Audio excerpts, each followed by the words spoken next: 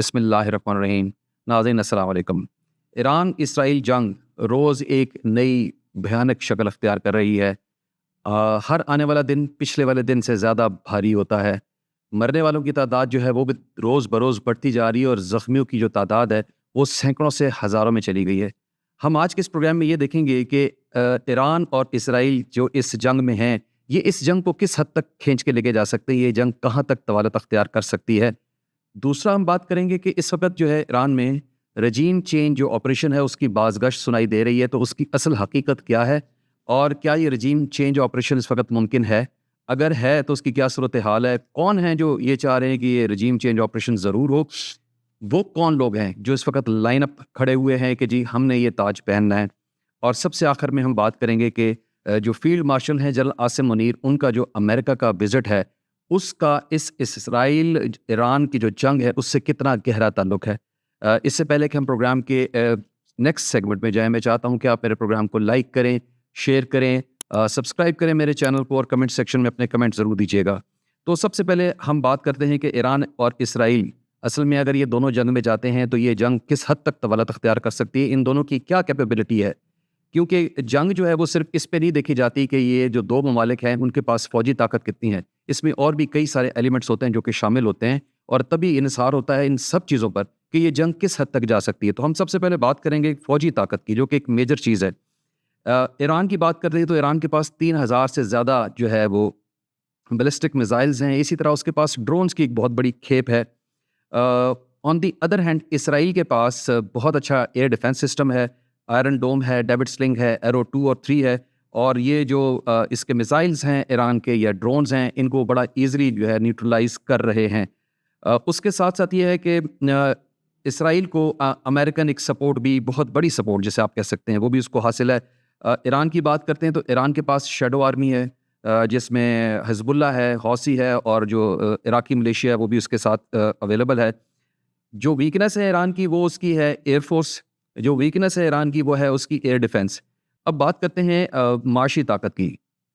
تو اس وقت جو ایران ہے وہ 2022 سے اقتصادی پابندیوں کا سامنا کر رہا ہے. تقریباً 350 سے زائد ایسی اقتصادی پابندیاں جو اس کے اوپر نافذ ہو چکی ہیں, جس کی وجہ سے اس کی جو کرنسی کی ویلیو ہے وہ بہت ڈیگریڈ ہو چکی ہے. معاشی حالات ملک میں کافی خراب ہیں, بے روزگاری ہے اور مہنگائی کا ایک طوفان ہے. اور اگر یہ جنگ طوالت اختیار کرتی ہے تو یہ جو احتجاجوں کا سلسلہ یہ بہت بڑھ جائے گا. اس وقت ایران کا جو جنگی خرچہ اس وقت ایک دن پہ جو آ رہا ہے وہ $500 ملین ہے. اسرائیل کی بات کرتے تو اسرائیل جو ہے وہ ٹیکنالوجی بیسڈ ملک ہے. لمبی جنگ اگر چلتی ہے تو اس کے جو سرمایہ کاری اس نے جہاں جہاں کی ہوئی وہ بہت افیکٹ ہوتی ہے. دوسری چیز جو ہے وہ اس کی سیاحت بہت افیکٹ ہوتی ہے, جو اس کا ایک بہت بڑا ارننگ سورس ہے.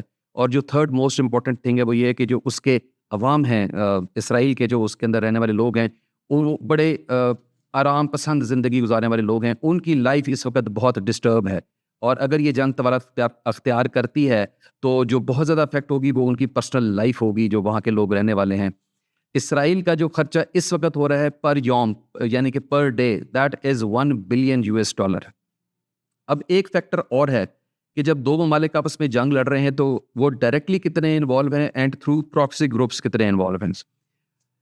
اب ایران کوشش کیا کرے گا کہ وہ جو آگے آنے والے جنگ کے فیزز ہیں اس میں وہ اپنے پراکسی گروپس کو, یعنی کہ حزب اللہ, حوثی اور جو عراقی ملیشیا کے جو گروپس ہیں ان کو وہ استعمال کرے گا اور ڈائریکٹ وار سے تھوڑا سا اوائڈ کرے گا.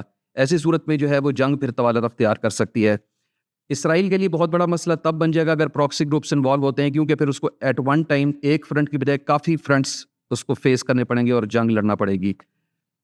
جو ماہرین ہیں, جتنے بھی جو جنگ کے ماہرین ہیں اور انالیسس دیتے ہیں, وہ یہ کہتے ہیں کہ اگر یہ ڈائریکٹ وار رہی دونوں ممالک کے آپس میں تو یہ 4 سے 6 ہفتہ یعنی کہ 1.5 سے 2 مہینے سے زیادہ کی یہ جنگ نہیں ہوگی. لیکن اگر یہ proxy war with combination of direct war چلتی ہے تو یہ سالوں پر بھی جا سکتی ہے. تیسرا ایک امپورٹنٹ فیکٹر یہ ہوتا ہے کہ دو ملک لڑ رہے ہیں تو یہ نہیں ہو سکتا کہ باقی سارے ملک جو ہیں وہ خاموشی سے بیٹھے ہوں. تو اس وقت عالمی طاقتیں جو ہیں وہ یہ سب کچھ دیکھ تو رہی ہیں اور ساتھ ہی ساتھ اپنے آپ کو افیکٹو کرنے کی کوشش کر رہی ہیں. دونوں جو ملکوں کی جو جنگ ہے اس کا صرف یہ اثر نہیں کہ یہ جو ان کی معیشت ہے ان دونوں کی ڈوبے گی, باقی لوگوں کے جو حالات ہیں وہ بھی خراب ہوتے جا رہے ہیں. تمام ممالک جو ہے خاص طور پہ جو فیول کی پرائزز ہیں وہ دن بدن بڑھتی جا رہی ہیں اور یہ کسی بھی ملک کو ایکسیپٹیبل نہیں ہے. سو الٹیمیٹلی جو ہے عالمی طاقتیں انوالو ہوتی ہیں اور وہ کوشش کرتی ہیں کہ جنگ جو ہے وہ طوالت اختیار نہ کرے اور یہ جنگ رک جائے، اور یہی ہمیں لگ رہا ہے کہ بہت جلدی دنیا کے تمام ممالک جو ہے وہ اس میں انوالو ہوں گے اور اس جنگ کو روکنے کی پوری کوشش کریں گے، انٹل انلیس کہ امریکہ جو ہے وہ ایران کے ساتھ ڈائریکٹلی انوالو ہو جائے۔ اگر امریکہ ڈائریکٹلی ایران کے ساتھ وار میں لگ جاتا ہے تو پھر یہ جو جنگ ہے یہ دو بہت بڑے گروپس کی جنگ بن جائے گی اور عالمی جنگ کا خطرہ ڈیفینیٹلی پھر سامنے نظر آ رہا ہے۔ پھر بات کرتے ہیں عوامی دباؤ کی۔ جو حکومتیں ہیں وہ تو آپس میں لڑنے کے لیے تیار رہتی ہیں اور لڑتی رہتی ہیں، لیکن عوام کا بہت نقصان ہوتا ہے۔ دونوں جو ممالک ہیں ان کے عوام ایک ٹائم آئے گا اور وہ بہت جلدی ٹائم آنے والا ہے کہ وہ بہت زیادہ تنگ آ جائیں گے اس جنگ سے، کیونکہ ایران جو ہے وہ خاص طور پر بے روزگاری اور جو معیشت کی جو چکی ہے اس میں مزید پستا چلا جائے گا، اور ایک ٹائم آئے گا کہ لوگ جو ہے وہ شور مچائیں گے اور وہ کہیں گے کہ اس جنگ کو روک دیا جائے۔ آن دی ادر ہینڈ اسرائیل، اس کے عوام نے ہمیشہ یہ دیکھا تھا کہ اسرائیل نے کسی ملک کے اوپر جو ہے وہ جنگ تھوپ دی ہے، جنگ امپوز کر دی ہے، لیکن اس نے کبھی یہ تو نہیں دیکھا تھا کہ اس کے اوپر بھی جنگ آ سکتی ہے، اس کے اوپر بھی بام گر سکتے ہیں۔ اب ایٹ دا مومنٹ وہ یہ سب کچھ دیکھ رہے ہیں اور وہ زیادہ دیر سسٹین نہیں کر سکیں گے، وہ شور مچائیں گے، سڑکوں پر آئیں گے، رولا ڈالیں گے اور الٹیمیٹلی وہ جنگ کو رکوائیں گے۔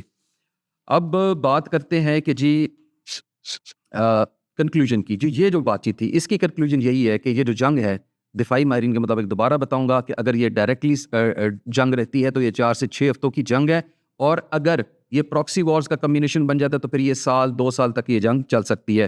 بات کریں گے کہ جو ایک بازگشت سنائی دے رہی ہے سوشل میڈیا پہ بھی، تمام چینلز پہ بھی چل رہی ہے، اور وہ ہے کہ جی ایران میں جو ہے حکومت کی تبدیلی، یا جسے آپ رجیم چینج آپریشن کہتے ہیں۔ آیت اللہ علی خامنائی جو ہیں ان کی ایج 85 سال ہے اور پچھلے 2 سال سے وہ کافی بیماریوں میں مبتلا ہیں، اور یہی وجہ ہے کہ پچھلے 2 سال سے ان کی اس بیماری کی وجہ سے کافی سوالات اٹھ رہے ہیں۔ اب خدا نخواستہ اگر وہ اس بیماری کی وجہ سے انتقال کر جاتے ہیں تو definitely somebody else will come اور وہ لیڈ کرے گا، یا اگر وہ خود چھوڑنا چاہیں کہ یہ جنگ ان کے بس میں نہیں ہے لڑنا اور وہ چھوڑ دیں، تب دوسری کنڈیشن ہے کہ کوئی اور آ جائے گا۔ تھرڈ سچویشن یہ ہے کہ اگر وہ یہ جنگ ہار جاتے ہیں تو تب بھی یہ چانس ہے کہ پوری حکومت جو ہے وہ بدلی جائے گی۔ اور جو چوتھی بات ہے وہ یہ ہے کہ جو اس وقت اسرائیل نے بڑے اوپنلی یہ بات کہی ہے کہ ہم نے آیت اللہ علی خامنائی جو ہے اس کی اسیسینیشن کا آرڈر دے دیا ہے اور موساد کو یہ ٹاسک ہو چکا ہے۔ تو اگر خدا نخواستہ موساد اپنے اس گھنونے مقصد میں کامیاب ہو گیا جس طرح وہ اپنے پہلے تمام مقاصد میں کامیاب رہا ہے، تو پھر الٹیمیٹلی کوئی اور جو ہے یہ تاج پہنے گا اور وہ لیڈ کرے گا ایران کو۔ اب اس میں ہم نے دیکھنا ہے کہ وہ کون کون لوگ ہیں کہ جو کہ اس میں شامل ہوتے ہیں۔ سب سے پہلے مجتبیٰ خامنائی، یعنی کہ جو بیٹے ہیں آیت اللہ علی خامنائی کے، لیکن ان کے پاس کوئی روحانی جو ہے عہدہ نہیں ہے باقاعدہ طور پر، اور وہ عوام میں زیادہ مقبول نہیں ہے۔ سیکنڈ آپشن ہے صدر ابراہیم کا، وہ عوام میں بالکل مقبول نہیں ہے، عوام ان کو پسند نہیں کرتے۔ تھرڈ آپشن ہے جی رضا پہلوی، یہ ایک جلا وطن حزب اختلاف کے لیڈر ہیں، یہ جو سابق شاہ ایران ہیں یہ ان کے بیٹے ہیں، یہ مغرب میں کافی عرصے سے وہیں پر رہ رہے ہیں، وہیں پر کیونکہ جلا وطن ہیں، یہ نکلے ہوئے تو یہ وہیں پر رہ رہے ہیں، تو ان کا جو ذہن ہے، جو آئیڈیاز ہیں، جو خیالات ہیں وہ ٹوٹل مغربی ہیں، اور وہی یہ سب کچھ جو ہے امپوز کرنا چاہ رہے ہیں ایران میں۔ اور رپورٹڈلی ایک بہت بڑا گروپ ہے جوانوں کا، وہ نوجوانوں کا جو کہ ایران میں ہیں اور ایران سے باہر رہ رہے ہیں، وہ ان کو فالو کرتے پسند کرتے ہیں۔ اس کے بعد کچھ اصلاح پسند سیاست دان بھی ہیں جو یہ چاہتے ہیں کہ جی انقلاب نہیں آنا چاہیے، کوئی درمیانہ راستہ ہونا چاہیے، میڈیوکر قسم کی سوسائٹی ہو، اور ہم لوگ اس کو ایران کے سسٹم کو آگے چلائیں، نظام کے اندر بیسیکلی جو ہے چینج چاہ رہے ہیں۔ اس میں محمد خاتمی ہیں یا پھر وہ میر حسین موسوی ہیں، یہ دو بھی ایک ایسے لیڈرز ہیں جو کہ سامنے آ رہے ہیں۔ اس کے بعد ایک آپشن یہ ہو جاتا ہے، بن سکتا ہے کہ فوج اس کے اوپر قبضہ کر لے، یعنی کہ جو ہے IRGC پاسداران انقلاب جو ہے وہ خود ایران کے اوپر قبضہ کر لیں، جیسا کہ مصر میں فوج نے کیا تھا۔ اور جو لاسٹ آپشن بچتا ہے وہ یہ ہے کہ جو غیر ملکی حمایت یافتہ کوئی عبوری کونسل، جیسے لیبیا میں کیا گیا یا عراق میں کیا گیا، اس طرح کی ایک عبوری کونسل جو ہے وہ قائم کر دی جائے اور وہ اس ملک کو چلائے۔ کون کون یہ تبدیلی چاہتا ہے؟ کافی چیزیں تو آبویس ہیں، جیسے امریکہ اور اسرائیل ڈیفینیٹلی چاہتے ہیں کہ یہ ہو جائے۔ اس کے بعد یہ جلا وطن پارٹی جو میں نے آپ کو بتائی ہے، جو آلریڈی وہاں پہ ہے، رضا پہلوی گروپ، یہ بھی چاہتے ہیں کہ یہ چینج ہو جائے۔ اور سب سے بڑی جو امپورٹنٹ بات ہے وہ یہ ہے کہ ایک اسٹڈی کے مطابق جو ایرانی عوام ہے، جس میں بلک نوجوان ہیں، وہ بھی اب روحانیت پر مبنی جو حکومت ہے اس سے تنگ آ چکے ہیں، اور وہ چاہتے ہیں کہ یہ حکومت اب چینج ہو جائے۔ 2022 میں جو ہے مہسا آمنی جب اس کی ہلاکت ہوئی تھی، اس کے بعد لاکھوں جو ہے لوگ وہ روڈوں پر آئے تھے، جن میں بلک نوجوان تھے اور زیادہ تر خواتین یا لڑکیاں تھیں۔ اس سے یہ پتہ لگتا ہے کہ جو نوجوان طبقہ ہے وہ چینج چاہ رہا ہے ایران کے اندر۔ لیکن ایرانی جو عوام ہے وہ چینج چاہتے ہیں، ایک تو ان کے پاس کوئی لیڈر ان کو سامنے نظر نہیں آ رہا کہ جس کو سامنے لے کر آئیں، اسپیشلی نوجوانوں کو کوئی نظر نہیں آ رہا، لیکن وہ چینج مانگ رہے ہیں بغیر خون خرابہ کے یا خانہ جنگی کے۔ سو لیٹس سی کہ آگے واقعی یہ بات امپلیمنٹ ہوتی ہے نہیں ہوتی ہے، اور اس میں سے کون سا آپشن ہے جو کہ نظر آتا ہے جس پہ کام ہوگا. ریسنٹلی ابھی ایک انفارمیشن ملی ہے کہ ڈونلڈ ٹرمپ نے ایک آفر اور بنائی ہے ایران کے لیے، جس کو وہ خود کہہ رہے ہیں کہ دس از مائی لاسٹ آفر. اور یہ بھی رپورٹس ملی ہیں کہ اس کے اندر کافی ساری چینجز ہیں جو پچھلی ڈیل چل رہی تھی، اور ان چینجز کے حساب سے اگر دیکھا جائے تو ایرانی حکومت کو شاید یہ چینجز پسند آ جائیں، اور ایسی صورتحال میں یہ ڈیل بن سکتی ہے. اور اگر ڈیل بن جائے گی تو پھر جنگ رک سکتی ہے، اور اگر جنگ رک جائے گی تو یہ جو حکومت موجود ہے یہ یہیں پر رہے گی. بٹ یہ آج اور کل تک یہ کلیئر ہو جائے گا کہ یہ بات کہاں تک حقیقت میں ہے، یہ سچائی ہے اس کے اندر. Actually on the other hand America کر کیا رہا ہے؟ ٹرمپ نے ایک پالیسی کیا بڑی کلیئر ایک دے دی ہے کہ کنٹین ایران تھرو اسرائیل وائل کیپنگ ہینڈس کلین. ہم خود بالکل صاف ستھرے رہنا چاہتے ہیں، جو کچھ ہم نے ایران کے ساتھ کرنا ہے ہم تھرو اسرائیل کرائیں گے. اور ابھی تک وہ ڈائریکٹلی وار میں اس کے ساتھ ایران کے ساتھ نہیں پڑا، لیکن جو اس کے بیسز ہیں جیسے قطر میں، کویت میں اور بحرین میں، اس کو اس نے آرڈر دیا ہوا ہے ریڈی ٹو لانچ والا، اور وہ کسی بھی ٹائم ان کو افیکٹولی یوز کر سکتا ہے. کل یعنی کہ 18 جون کو اس نے پلان کیا ہوا 500 GPS بیس جو ہے وہ بنکر بسٹرز جو ہے وہ دے رہا ہے اس کو اسرائیل کو، تاکہ جو ہے ایران کو ڈیپ ڈاؤن گراؤنڈ جو ہے نا، وہ جہاں پہ اس کے اثاثے ہیں، ایٹمی اثاثے، ان کو ہٹ کیا جائے اور ان کو ڈسٹروائے کیا جائے.